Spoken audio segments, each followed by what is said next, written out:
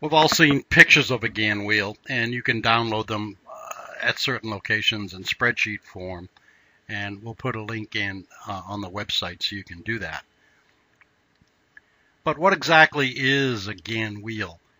And it's often been referred to as a square root calculator. We'll explain how that works. But you put number 1 at the center, and then you just keep incrementing the numbers in concentric rings. In the case, because we're using a spreadsheet, they're squares, but you can see that here we have 1, 2, 3 across, 1, 2, 3 down, 1, 2, 3, 4, 5 across, 5 down. So it's easy to imagine that if this were pulled in the right direction, they would be circles, not squares.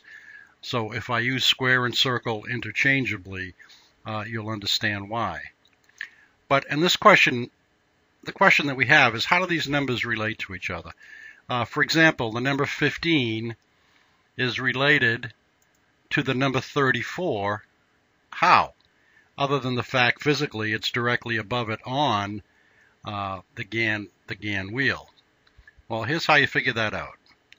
We take the square root of 15, which is equal to 3.87, add 2 to it, and I'll explain why later on, and we get 5.87. We square that number, and we get 34.49, which rounded down is 34. And when we speak of the square of 9 or using the square of 9, we'll say that things still square when they're within 1 or 2 degrees of each other. And you can understand why you need the leeway, because every calculation is rounded up or down, which will lead to what we call rounding errors. Let's do another example.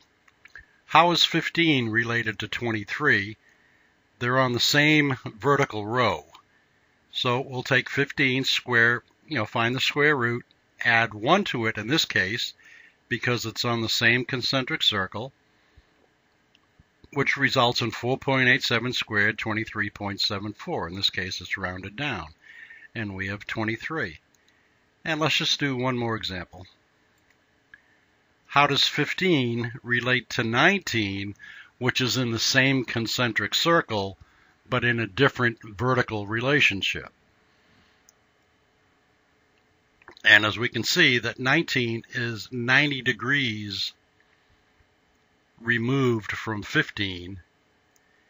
So again, we take the square root of 15, we add 0.5 to it, get 4.37, square that, and we get 19, which rounds down to 19.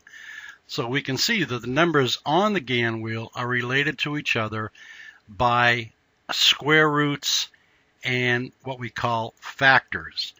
And the way it works out is a 90-degree factor, that was the 15 and 19, is 0.5. 180 degrees is 1. And the factor for 360 degrees, which takes you to the next level, is 2.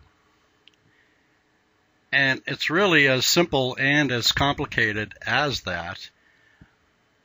But that's how the numbers on the Gann will relate to each other, and how you convert numbers, whether they're time, price ranges, or dates, into degrees and then relate them on the Gann wheel is another story. But I just wanted to give you this quick overview of how the numbers on the Gann wheel actually relate to each other.